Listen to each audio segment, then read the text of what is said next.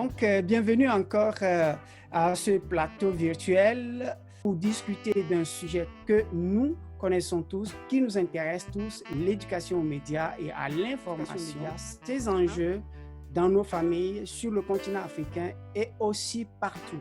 À l'ordre du jour, nous avons 3 points essentiels.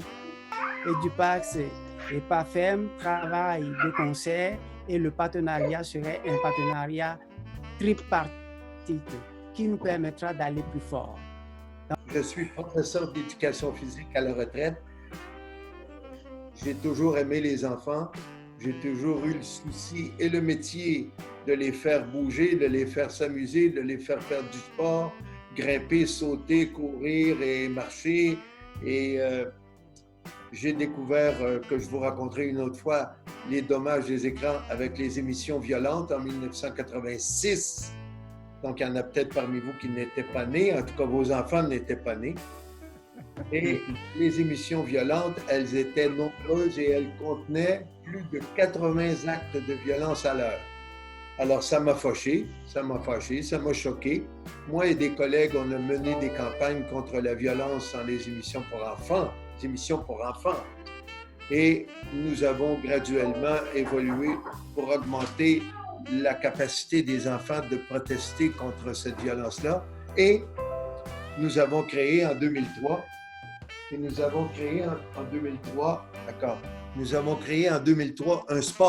un sport pour motiver les enfants à maîtriser les écrans au lieu de se laisser capter l'attention et que les écrans gouvernent les enfants.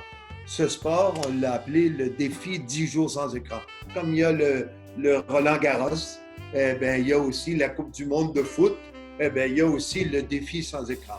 Et c'est le défi sans écran, c'est toute une école qui se coalise avec les parents et avec les enseignants, les élèves, et ils jouent un match contre des professionnels qui sont payés pour capter leur attention. Et on leur propose de livrer un match qui dure 10 jours. Et ils ont un plaisir fou à jouer à ce jeu, ce nouveau sport. Et c'est pas basé sur la culpabilisation ou la dramatisation, non. C'est basé sur ton cerveau qui est capable de maîtriser cet écran gourmand, qui est jamais content et qui veut te garder assis le plus souvent possible et plus longtemps. Comme je me suis permis de débuter les présentations en me présentant moi-même, je viens de terminer. Merci Jacques. Moi, j'ai eu quelques problèmes, quelques soucis d'Internet, mais je crois que c'est revenu à la normale. C'est pourquoi vous ne m'avez pas vu tout à l'heure à l'écran. C'est ça les difficultés techniques, même en Occident, on le rencontre et je te remercie d'avoir présenté brièvement ta personnalité. C'est un millième qu'il vous a présenté. D'accord. Et Monsieur Umberga, est-ce que vous pouvez nous dire en quelques mots qui vous êtes, ce que vous faites au sein de l'association? Je m'appelle Mbarga Joseph. J'ai rejoint l'association pour une raison simple, c'est que j'ai 2 filles et j'ai aussi de la famille avec beaucoup d'enfants et donc j'ai remarqué que l'attention était très souvent captivée, l'attention de ces enfants était très souvent captivée, généralement par les écrans. Tout ce qui est réseaux sociaux, YouTube, les jeux vidéo, les tablettes. Et c'était d'autant plus dangereux que lorsqu'on leur retirait cet objet d'attention-là, ce qu'ils avaient entre les mains, ce qu'ils regardaient, il y avait des crises, mais de colère extraordinaire, incompréhensible pour quelqu'un qui...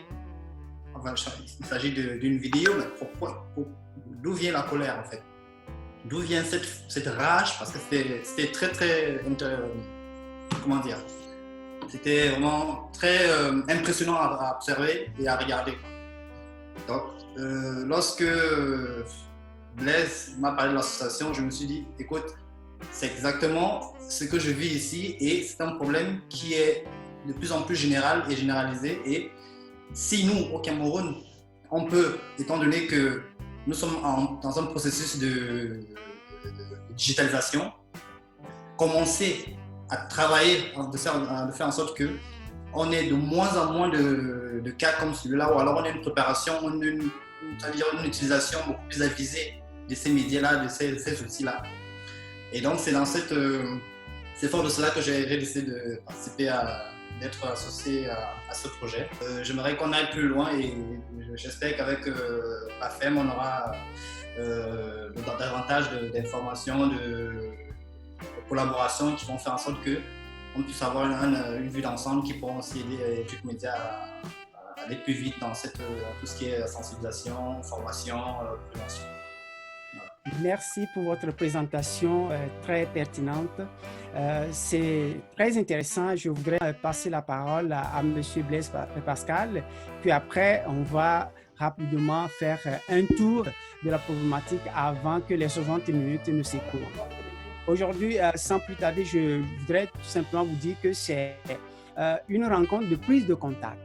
Nous ne sommes pas là pour nous former, mais juste pour nous faire connaissance et voir quel est l'intérêt commun sur lequel nous travaillons. Et je suis parfaitement d'accord avec M. Mbarga qui vient d'exposer l'élément central de notre rencontre ce soir.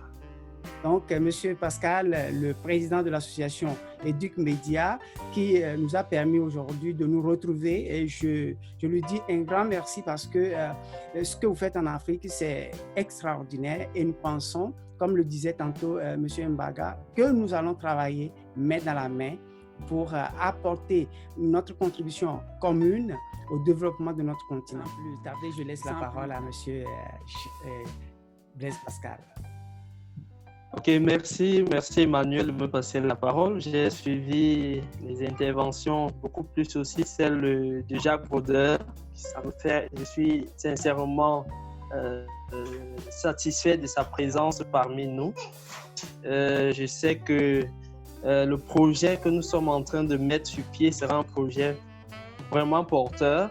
Je pense que tous les membres me connaissent, et Emmanuel me connaît. Je pense que c'est depuis le 5 février que je vous ai écrit via la plateforme LinkedIn parce que j'avais constaté que vous aviez fait une thèse sur la littératie médiatique chez les jeunes enfants et je vous ai abordé automatiquement. Je vais pas déroger à la règle de tutoyer, je m'excuse encore.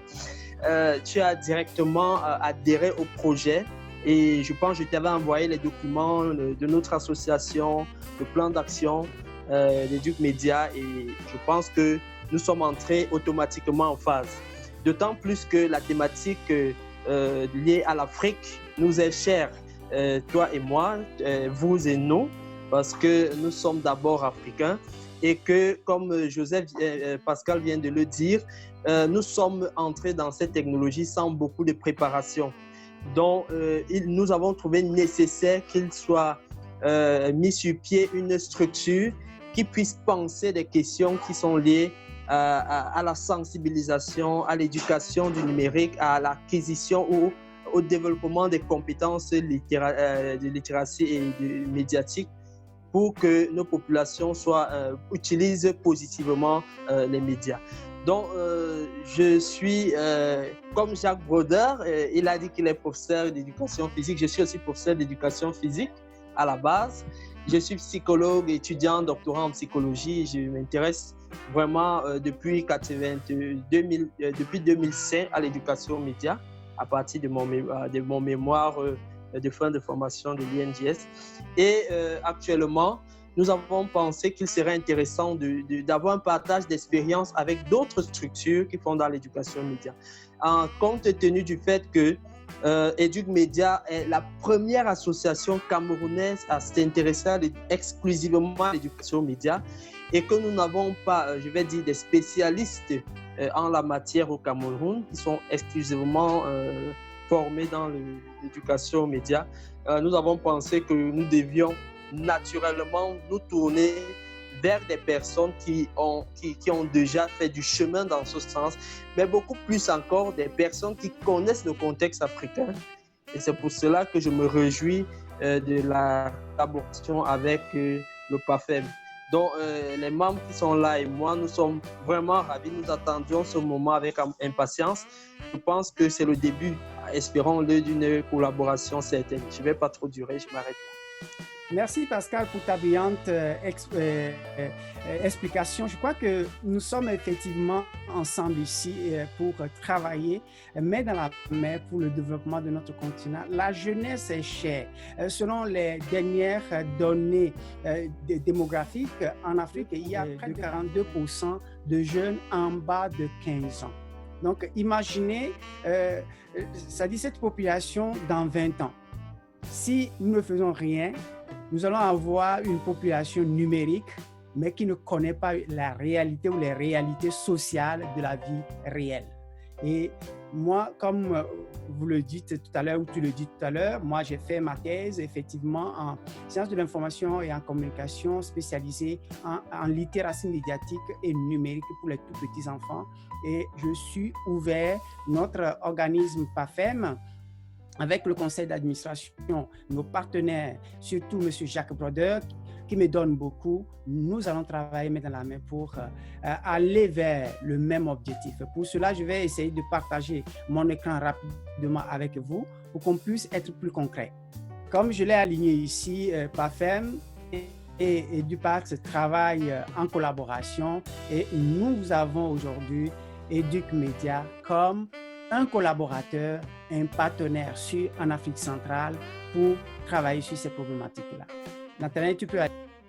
Donc, voilà, aujourd'hui, les 3 points essentiels sur lesquels nous allons travailler, c'est partenariat PAFEM et EduPax et EducMedia, sans oublier EduPax qui est au milieu, qui est un élément essentiel sur lequel nous allons nous appuyer pour travailler ensemble. C'est pourquoi je lui ai fait appel. C'est un papa, un père à moi que j'ai connu en 2011 pour la première fois. C'est lui qui m'avait invité au Canada. Je n'étais pas au Canada en 2011 et ça m'a beaucoup intéressé. Et depuis 2013 que je vis au Canada, je travaille toujours avec lui. Quand il y a une conférence, un colloque, un atelier, il me le partage et nous travaillons ensemble. Donc, avec lui, nous travaillerons en Afrique centrale ou partout ailleurs en Afrique.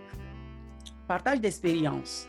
Et aussi, au 3e point important, c'est enjeu de l'éducation aux médias au Cameroun et partant en Afrique. Alors, parlons de partenariat. Effectivement, vous voyez, lorsqu'on est seul, on peut sembler être dans la lumière alors qu'on est dans l'obscurité. À deux, on peut soulever des puzzles, on peut trouver des réponses à ces puzzles-là.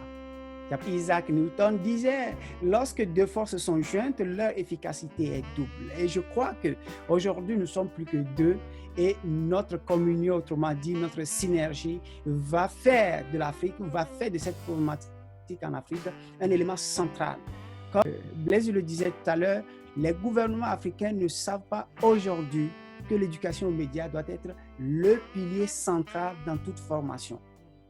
Et nous commençons à travailler là-dessus. Donc, notre partenariat va s'articuler autour de 4 points. Ici, en termes de partenariat, nous, ce que nous croyons, c'est que nous allons travailler ensemble sur des modules de formation pour avoir les bases théoriques et solides pour pratiquer. Lorsque nous n'avons pas la théorie, nous ne pouvons pas offrir sur le terrain quelque chose de pratique qui soit convaincant et qui apporte des résultats. Donc, on va travailler là-dessus et des moments de partage comme celui-ci au 2e point et aussi travailler sur la gestion des projets communs. Et nous avons aussi au niveau de l'appui, alors au niveau de la formation, je crois que je suis en face, c'est le vrai d'accord, oui. Alors, les modules de formation, il y a des parties payantes, des parties gratuites.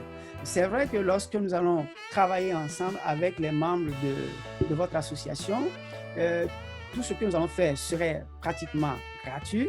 Mais lorsque nous avons, par exemple, à former la population des communautés, il faut se déplacer, il faut mobiliser les moyens techniques, il faut préparer les cours, il faut préparer les supports. Il va falloir que ces communautés-là déboursent un peu pour que nous puissions compenser l'énergie que nous dépensons et aussi les outils que nous allons utiliser pour apporter une contribution à la population.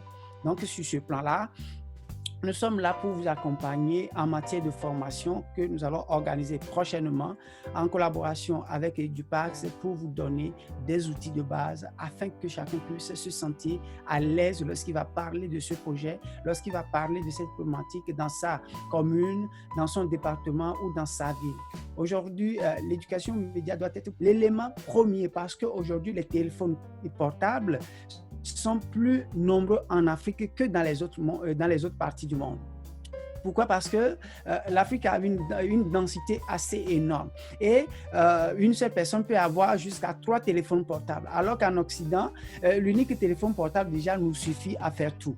Donc vous voyez, il y a cet accès libre aux écrans qui devient en quelque sorte un mal nécessaire et il faut soigner ce mal nécessaire à la racine. Oui, les partages. Alors, en matière de partage, nous pouvons également travailler ensemble sur des projets de séminaires en ligne ou soit en présentiel, des colloques et des ateliers communautaires. Les ateliers communautaires sont très importants dans les établissements scolaires. Primaire, secondaire, c'est la base de l'éducation. Le plus souvent, c'est négligé. On va aller dans les universités, on va aller dans les grands centres de formation, parler de l'éducation aux médias, c'est bien. Mais il faut véritablement que nos actions soient orientées vers les cibles les plus faibles, c'est-à-dire les plus vulnérables. Les paysans qui utilisent les téléphones portables aujourd'hui pour publier des informations, mais ils ne savent pas comment gérer l'information, il y a lieu de les outiller. Les familles, les communautés. Vous savez, en Afrique, nous avons de fortes communautés, que ce soit chrétiennes, quelle que soit leur obédience, qui utilisent ces outils-là pour diffuser les informations. Il faut qu'ils aient des connaissances pratiques là-dedans. Donc, il faut que vous ayez les bases pour aborder cette problématique de manière sereine. Troisième point. Alors, au niveau de la gestion des projets communs. Ici, qu'est-ce que nous entendons par gestion de projets communs? Au Cameroun, tu le disais tout à l'heure, que votre association est la première.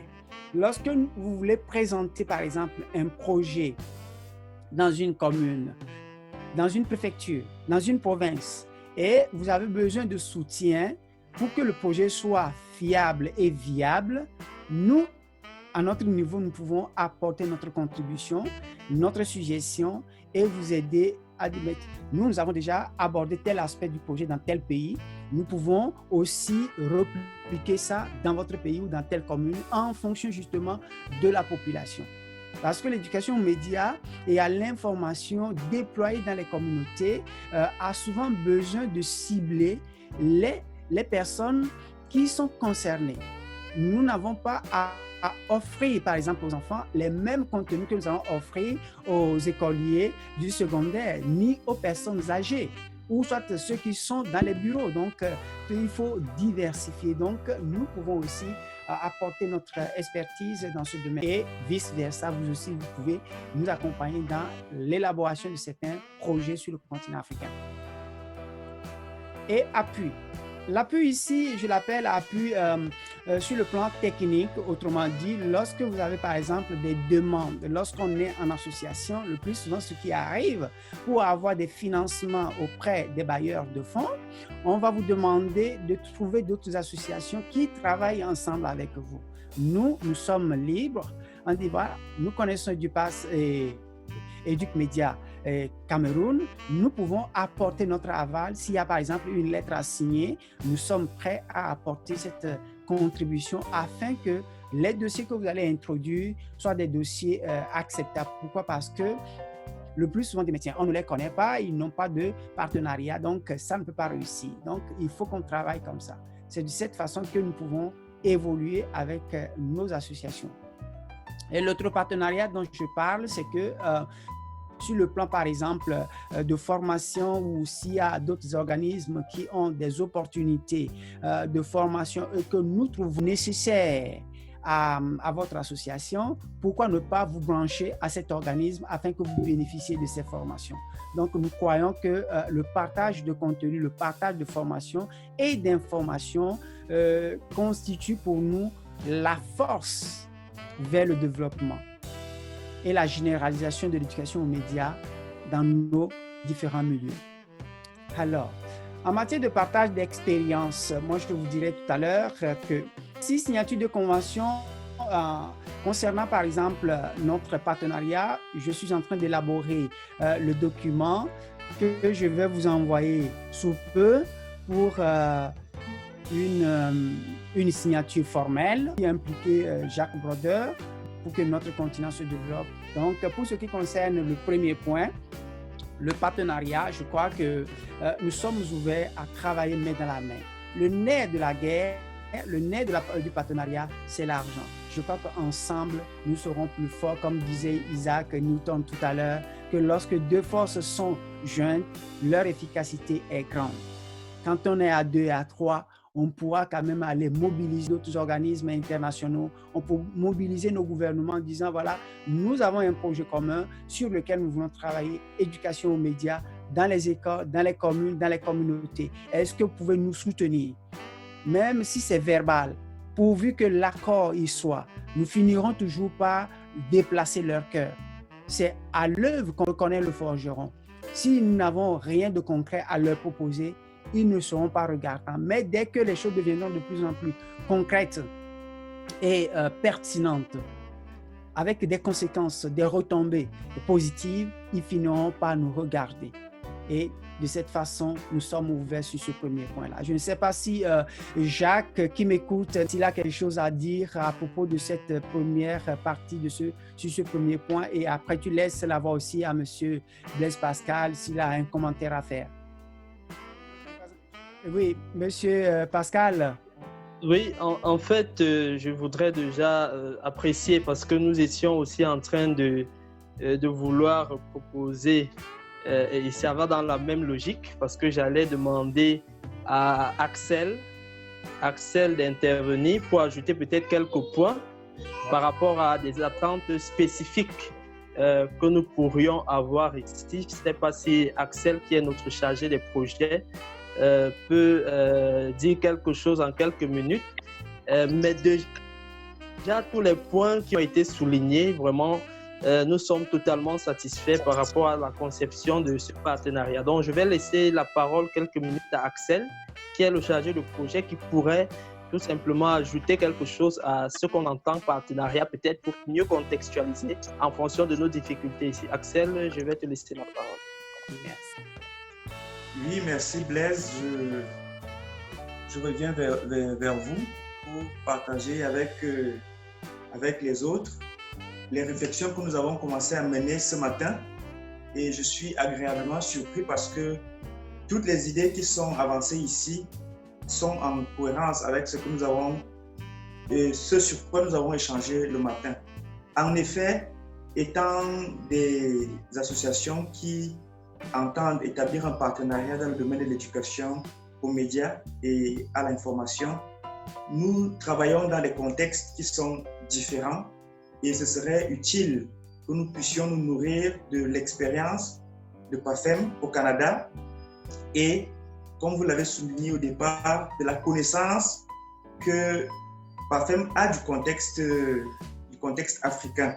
Bien qu'étant installé au Canada en ce moment, il n'est pas déconnecté des réalités africaines, donc il est bien placé pour nous comprendre et pour être cette courroie de transmission, comme il a si bien dit tout à l'heure, entre nous et d'autres institutions, entre nous et d'autres associations, peut-être là-bas, et même peut-être dans d'autres pays africains, parce que je suppose qu'il peut être en contact avec d'autres pays africains qui s'interrogent déjà aussi. Et là, cette mutualisation des points de vue ne peut être enrichissant dans le cadre de ce partenariat qu'on voudrait gagnant-gagnant. Et puis maintenant, j'ai bien abordé ce point le matin, c'est la mutualisation de nos efforts et de nos compétences dans le combat des projets communs. Ça veut dire qu'ici au Cameroun, il a si bien dit, il ne faudrait pas que la problématique de l'éducation aux médias soit une problématique élitiste, que ça ne reste pas dans les amphithéâtres, que ça ne reste pas dans les universités. Les problématiques les réflexions peuvent être mûries à ce niveau, mais dans un souci de vulgariser, de simplifier les concepts et de les rendre accessibles au plus grand nombre. Là, c'est un travail de terrain et ce n'est possible que par la réalisation de projets dont les bénéficiaires finaux seront les familles, les communautés, les enfants, la jeunesse. Et dans un souci de projection, l'Afrique étant en train d'évoluer, la population de moins de 15 ans aujourd'hui, nous serons dans 10 ans, dans 15 ans, dans 20 ans. Donc, pour ne pas être long, je vais dire que je me réjouis déjà en tant que chargé de projet de voir que nous pouvons mener des projets communs et nous enrichir de l'expérience de PAFEM et aussi voir ce qui est possible, ce qui est praticable sur le terrain, tout en restant réaliste, en restant humble dans les approches. Et là, je crois que tout au long, on a dit effectivement, ce soir, c'est une première prise de contact. Et les échanges pourront se mener en back-office et puis on pourra avancer ensemble main dans la main et atteindre des objectifs un peu plus grands dans un avenir plus proche. Je vais m'arrêter là. Merci beaucoup, Monsieur Alex, pour cet exposé très pertinent, structuré. Et je suis tout d'accord avec vous, notre communauté ici et notre conseil d'administration ici se joignent à moi pour vous dire que nous sommes ouverts à travailler main dans la main avec vous. C'est vrai, les associations doivent travailler toujours en coopération, en collaboration.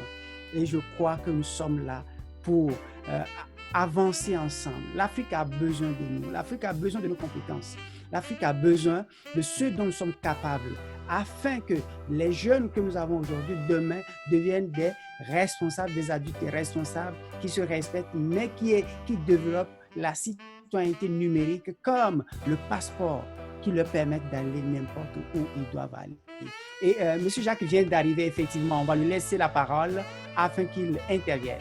Il ne veut pas la parole, M. Jacques. Il veut te signaler que Gaël a une question. Ah, Gaël a une question. Oui, d'accord. Alors, j'avais une question par rapport à PAFEM. J'aurais voulu savoir si PAFEM est une initiative de la diaspora au Canada ou c'est une initiative cosmopolite. Parce que moi, je réside en France et le président Blaise m'a chargé de créer la branche Europe de Educmedia. Donc, j'ai la lourde charge de créer Educmedia France pour un début et voir comment agrandir tout ça. Donc, je suis preneuse pour les initiatives ou alors les conseils dans ce sens-là.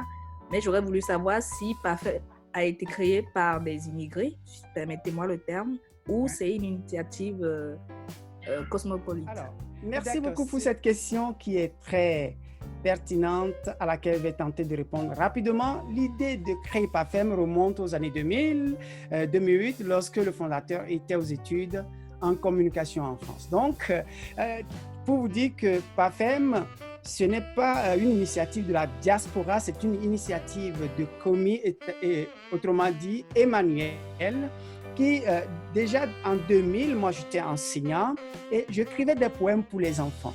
En 2004, lorsque j'ai commencé à travailler avec les enfants et que Facebook commençait à émerger petit à petit, j'ai commencé à décrypter leur regard vis-à-vis des médias. Jusque-là, il n'y avait pas un engouement pour les écrans, mais en 2007, les premiers réseaux sociaux qui ont commencé à émerger m'ont interpellé. Pourquoi? Parce que je travaillais toujours dans ce domaine-là. Et en 2008, lorsque j'ai commencé à travailler sur la création des web TV pour les tout petits enfants, mais j'ai dit oui, c'est bien, mais s'il faut approfondir, ce serait encore mieux. Et en 2008, lorsque j'ai pris cette thématique littératie médiatique et petite enfance, appropriation des contenus audiovisuels par les jeunes enfants non lisants et sourds à l'Université de Valenciennes, en 2012, j'ai proposé dans ma thèse l'appellation PAFEM. Et à l'époque, puisque je travaillais sur les enfants non lisants, c'est-à-dire les enfants de 0 à 5 ans qui ne peuvent pas lire ni écrire en France et les enfants au Togo. Ça m'a permis de comprendre que ces enfants-là reçoivent l'information bien à leur manière, mais il n'y avait pas d'études faites là-dessus. Mais que ces enfants s'exposaient énormément aux écrans. Donc, j'ai pensé proposer dans ma thèse cette organisation que j'ai appelée PAFEM. C'était une organisation qui devait être présentée à l'UNESCO par l'Université de Valenciennes et l'Université d'Abidjan Cocody. Mais par après, comme je suis parti de la France, nous n'avons pas poursuivi cette coopération. Et en 2013, lorsque j'arrive au Canada, j'ai créé d'abord une première firme que j'ai appelée CMLC Consulting. C'était créé en 2013 ici et avait pour objectif justement d'accompagner les parents dans ce même domaine-là. Parce qu'au Canada, comme en France, vous le savez, on est toujours exposé. Et offrir aux parents les mêmes services d'accompagnement en éducation aux médias. Et de là, l'idée de PAFEM qui a germé depuis 2008 revenait instamment. Et dans les discussions, en 2019, nous avons décidé finalement de lancer cette organisation. Donc, pour revenir à la question, PAFEM est une initiative d'un groupe de personnes qui aujourd'hui prend de l'ampleur. Et ce n'est pas la diaspora en tant que telle au départ, mais aujourd'hui, la diaspora s'intéresse à PAFEM et nous sommes ouverts à travailler avec toutes les diasporas africaines, où qu'elles soient, pour que notre continent se développe. Justement, la problématique de Gaël, c'est que nous avons déjà en 2012 travaillé sur la question justement de la surexposition de nos enfants aux écrans. Ça nous a permis de remarquer effectivement qu'il n'y a pas de ressources là-dessus, que ce soit en Afrique ou soit dans certains pays. Nous avons aussi remarqué dans nos récentes études que 75% des parents ignorent ce que c'est que l'éducation aux médias. Donc, il est important justement de travailler sur ce plan-là et qu'il y a l'inexistence du plan média familial à la maison. Il n'y a pas de programmation, il n'y a aucune orientation pour les parents. Donc, il était nécessaire quand même que nous fassions justement de PAFEM une préoccupation. Alors, quels sont les objectifs rapidement de PAFEM? Même si vous l'avez lu, je vais revenir un peu là-dessus. C'est sensibiliser les citoyens zones urbaines comme rurales à l'importance de l'éducation aux médias. Deuxièmement, former les citoyens à développer une pensée critique.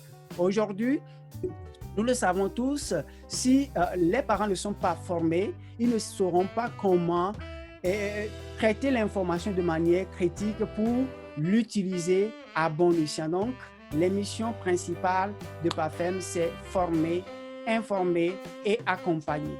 Quelles sont les actions concrètes sur le terrain? Puisqu'on est dans le partage d'expériences, je vais vous donner à peu près ce que je fais sur le continent africain. De dire que nous sommes, le Canada est naturellement en tête, c'est notre siège, nous sommes au Togo, nous sommes en Côte d'Ivoire, nous sommes au Mali, au Gabon, et nous travaillons, oui. Et il faudra ajouter le Cameroun. Je voulais l'ajouter, mais je me dis, il faut qu'on puisse parler pour que je puisse l'ajouter. Merci Jacques. Qu'est-ce que nous faisons concrètement ou quelles sont nos différentes actions?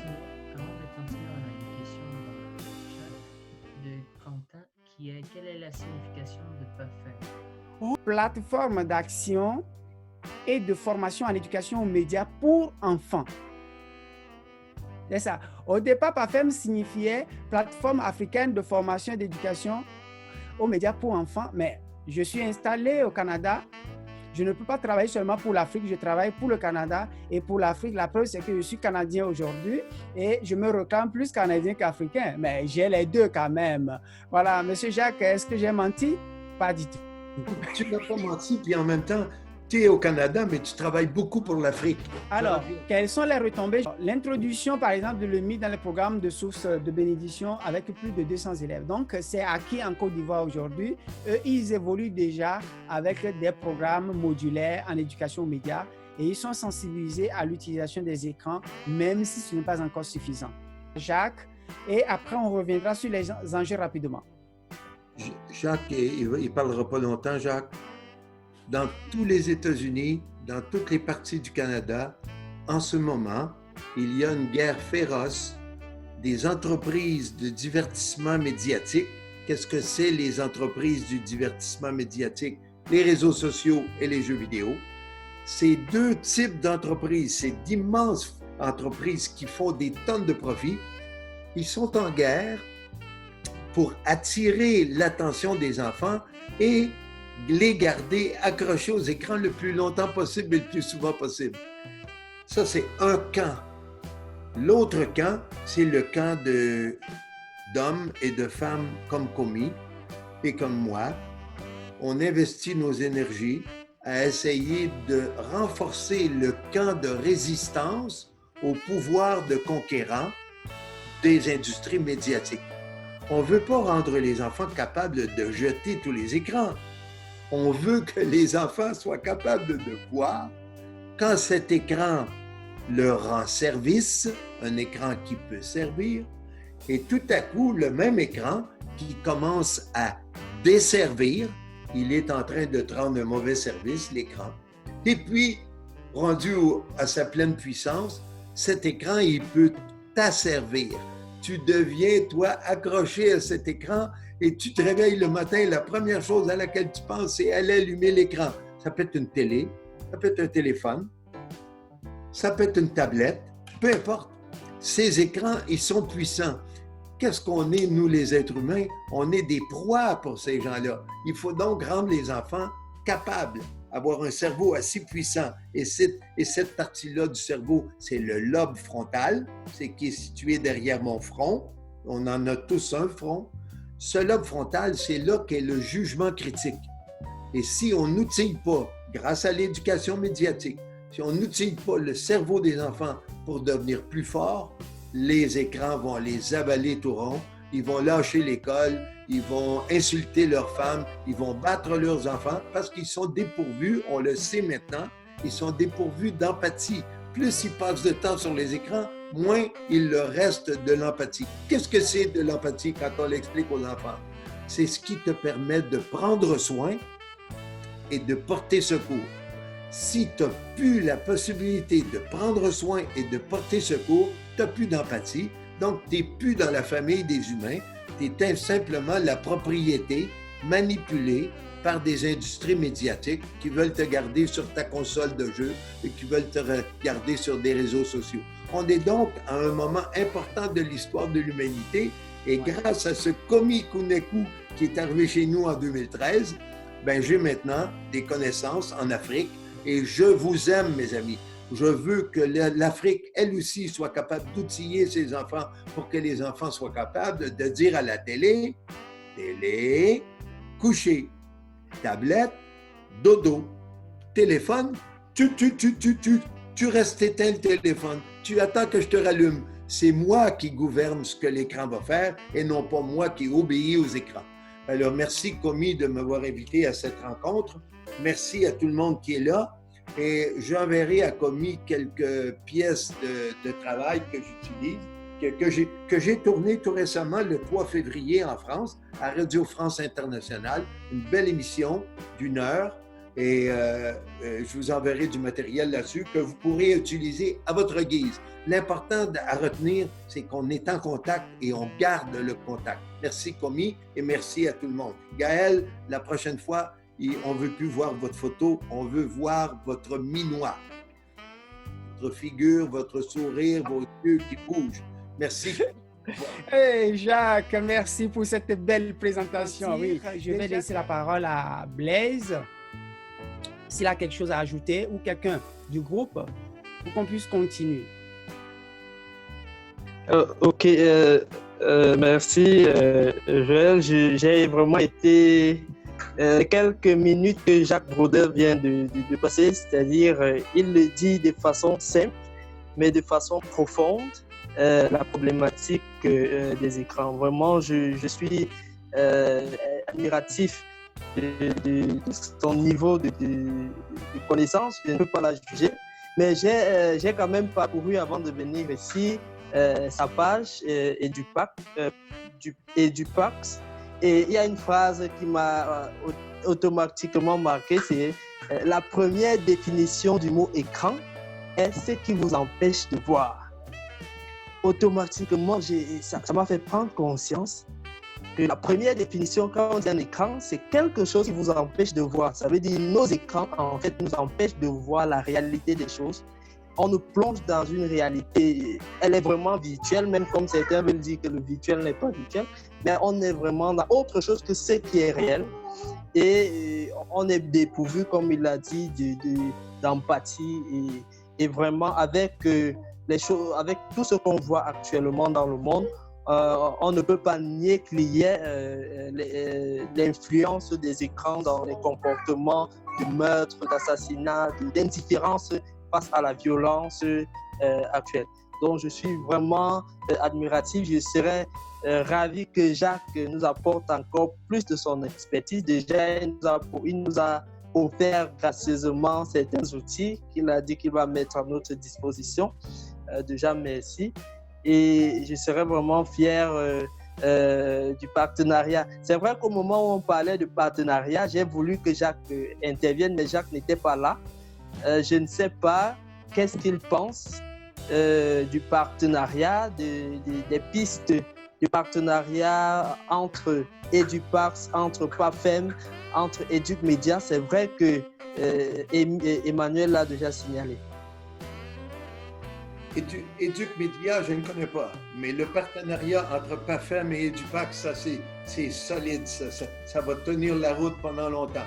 J'ai fait la connaissance de Komi en 2011. Il était vu pour la première fois à un colloque que j'organisais à Montréal. Et depuis ce temps-là, on est resté complices. Il est venu témoigner dans un colloque à Trois-Rivières en 2015. Et nous, tout ce qu'on fait, on le fait en tenant l'autre au courant et on partage tous nos acquis. Souvenez-vous bien que le succès de EduPax, ce qui distingue EduPax de tout ce qui existe dans le monde en éducation médiatique, c'est que nous, les enfants, quand ils apprennent, ils s'amusent. Il y a un papy dans un village, une commune de France qui m'avait dit, quand vous venez fermer les écrans dans une commune, les gamins, ils doivent vous détester. Eh bien non, ils m'adorent. Comment je fais pour faire fermer les écrans aux enfants, le rendre capable de le faire et vouloir le faire? Comment je fais pour qu'ils m'aiment quand même? C'est ça que je veux partager avec vous à EducMedia et avec PAFEM. On ne dramatisera pas, on va rendre le cerveau des enfants plus fort que les écrans. Merci. Ok, merci. Je voulais peut-être en 2 minutes dire aussi en termes d'expérience, ce que nous faisons au Cameroun. Ce n'est pas totalement éloigné de ce que Amy, avec toutes les actions qu'il a présentées tout à l'heure. Et tout simplement, on apprend aussi parce qu'en fait, nous avons embrassé actuellement beaucoup de couches. C'est-à-dire que nous ne travaillons pas seulement avec les enfants, nous travaillons avec les adultes, nous travaillons avec les professionnels, nous travaillons avec les parents, nous allons dans les établissements scolaires. Et d'un autre côté, peut-être ça peut être louable de le faire, mais d'un autre côté, ça pèse un peu parce que nous sommes une jeune association et nous avons l'impression qu'on a besoin d'outiller tout le monde au même moment. Et je comprends que peut-être se focaliser sur une cible bien précise pourrait encore nous donner beaucoup plus d'expérience par rapport à la connaissance de cette cible. Et aussi, peut-être, c'est dans le temps qu'on va envisager toucher des cibles beaucoup plus lointaines. Donc, voilà un peu ce que je retiens parce que nous avons vraiment organisé beaucoup de choses pour tout type de public. Formation même des professionnels, formation des parents, formation des enfants, formation des élèves, des plus petits. Et d'un autre côté, sans appui financier, tout ça, ça pèse un peu. Donc voilà un peu l'une des difficultés. Et j'apprends vraiment de ce que vous faites, qu'il faut qu'on essaye un peu de canaliser et d'aller vers une cible beaucoup plus précise, déjà même pour gagner en expérience. Voilà ce que je pourrais ajouter. Merci Blaise pour cette intervention qui s'aligne directement sur ce que nous faisons. Effectivement, il faut canaliser la problématique et aussi les cibles. En termes d'enjeux endémiques au Cameroun, autrement dit en Afrique, le premier point, c'est que c'est... Oui, vas-y. Alors, ce monsieur, c'est un scientifique américain qui disait les analphabètes du 21e siècle ne seront pas ceux qui ne savent pas lire ni écrire, mais ceux qui ne peuvent pas apprendre, désapprendre et réapprendre. Voilà, il y a 3 éléments essentiels à l'intérieur. Nous devons savoir apprendre, désapprendre et réapprendre. Alors, qu'est-ce que cela voudrait dire? Qu'aujourd'hui, les 3 éléments essentiels que nos sociétés doivent savoir, c'est de dire, voilà, je connais tout, mais en éducation aux médias, il me reste beaucoup de choses à comprendre. Parce que les médias sont des constructions. Mais le plus souvent, on s'engouffre dedans parce qu'on ne sait pas que ce sont des constructions et nous pouvons les gouverner, comme le disait Jacques. Les enfants ne le savent pas. Les parents, le plus souvent, le savent, mais à force de s'immerger dedans, on les oublie. Et il faut savoir se dire, même si je suis un scientifique, si j'ai une connaissance encyclopédique, il me reste toujours à comprendre certaines choses. Donc, l'éducation aux médias est une formation à vie. D'autant plus que les médias se révolutionnent à chaque instant. Il faut repartir à zéro et se dire, voilà, nous avons besoin de nous former, nous qui sommes parents, pour que les enfants aussi soient bien outillés. Et deuxième chose, c'est que, premièrement, la thématique est vivace, mais elle est peu valorisée dans nos familles. Ça, c'est la première problématique. Les parents ne le savent pas. Deuxième enjeu que tu venais de souligner, c'est le manque de moyens. Ce n'est pas toutes les organisations qui travaillent sur l'éducation aux médias qui sont financées. Jacques vous le dira. Il travaille depuis une vingtaine d'années, je ne sais pas combien de fois il a été subventionné par l'État. Donc, ce sont de gros sacrifices que nous faisons pour apporter cette information aux populations. Et moi, j'ai fait 3 voyages internationaux financés par mes propres fonds. Et ce n'est pas du tout facile. Mais puisque c'est, je dirais, une ambition, une action, nous nous sacrifions pour aller vers les gens parce que nous croyons que nous avons quelque chose à donner, à transmettre. Et le troisième point, c'est qu'il y a peu d'engouement chez les gouvernements et les communautés. Je connais bien le contexte africain, ne sont pas intéressés par tout ce qui est éducation aux médias. Il nous revient justement de leur proposer des projets, de négocier avec eux, négocier avec les universités, des projets communs sur l'éducation aux médias. Et notre partenariat déjà est un élément central qui va nous permettre d'aller vers ces autorités-là. Donc, les enjeux sont colossaux. Quand on parle d'enjeux, il faut distinguer l'éducation aux médias et l'éducation digitale. L'éducation digitale, le plus souvent, c'est ça qui se développe le plus souvent en Afrique aujourd'hui. On veut connaître la sécurité numérique, savoir protéger ces informations, c'est vrai, mais les hackers contournent ces mécanismes qu'on met en place. Mais il faut éduquer les gens à maîtriser les médias, à maîtriser l'information et s'autodiscipliner, l'éthique. Et ces enjeux-là aujourd'hui doivent être pour nous les éléments de base sur lesquels nous allons partir. Je voulais que Gaël nous rappelle le nom de l'organisation qu'il a déléguée avec nous aujourd'hui en France. Je fais partie d'Educumedia et on a pour ambition de cibler la diaspora camerounaise. D'accord, c'est bon. Chers partenaires, merci de votre participation à ce premier webinaire introductif, j'allais dire, parce que nous n'avons pas abordé un cours de manière systématique et structurée. On s'est fait connaissance, on se connaît et aujourd'hui, nous pouvons dire que notre partenariat a pris un nouveau départ et nous sommes là pour travailler main dans la main.